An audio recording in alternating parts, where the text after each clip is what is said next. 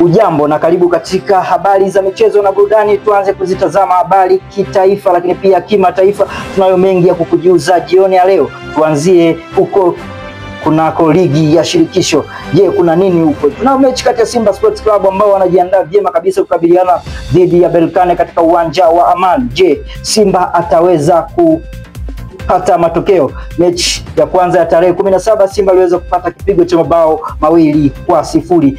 Tunao wachambuzi kutoka Uganda, yeye anazungumza nini? Emmanuel Martin, karibu kutoka Uganda. Je, unaiona Simba ikienda kupata matokeo? The match no they need not win match the team is poor kupata matokeo kwa sababu timu yao ni kama don't not catch ball so I not see if Simba will go to get the result. Maybe to find another way, so maybe to find Mamposa, maybe to find Suguye so they can get, but in Zanzibar people few entering in the pitch so they can't get the result. They don't waste the time. They have beaten it too. They are going to be adding another and there in Zanzibar, so I can't go to say Simba going to get the result. Huyo alikuwa ni Michael Martin kutoka pande za Uganda, alikuwa na yake hayo ya kuyazungumza. Lakini pia mpenzi msikilizaji, tuliongea na mkurugenzi wa Simba, naye alikuwa na machache ya kusema. Je, wamejipangaje? Tunaweza tukampata mkurugenzi wa Simba.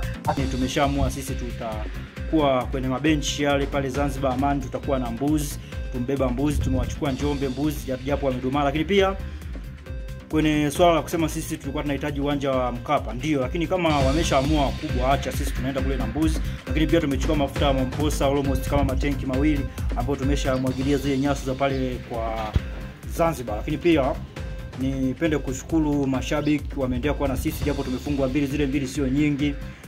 Tuamie kwenye habari za kimataifa. Kuna nini kuna kimataifa? Tutaungana na Clean Idris aweze kukwambia mambo yamejiri nini kuna kimataifa. Lakini kabla Clean Idris, hivi unapata Clean Idris resimi? Halo? Naam. Kuna mchakato Tanzania unaendelea wa kuhusiana na Stefan Aziz Ki. Unaweza ukatuelezea kwa undani upoje?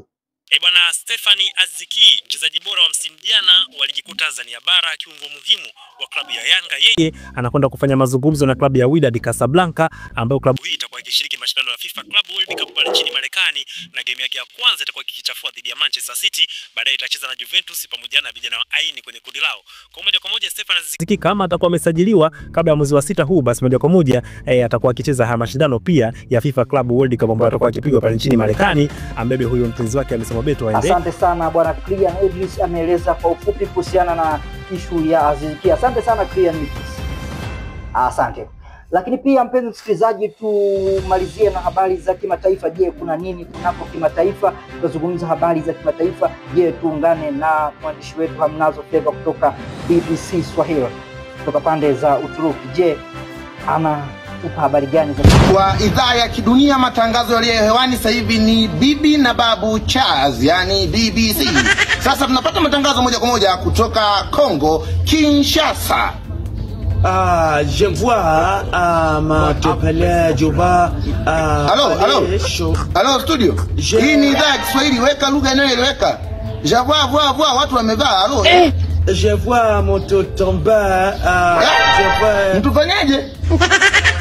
J'avoue Mototomba. Asante kwa wale wote ambao mlikuwa pamoja na sisi. Hii hapa ni Jogo FM. Endelea kupata habari mbalimbali ambazo zinajiri kutoka hapa na nje ya mipaka ya Tanzania. Asante.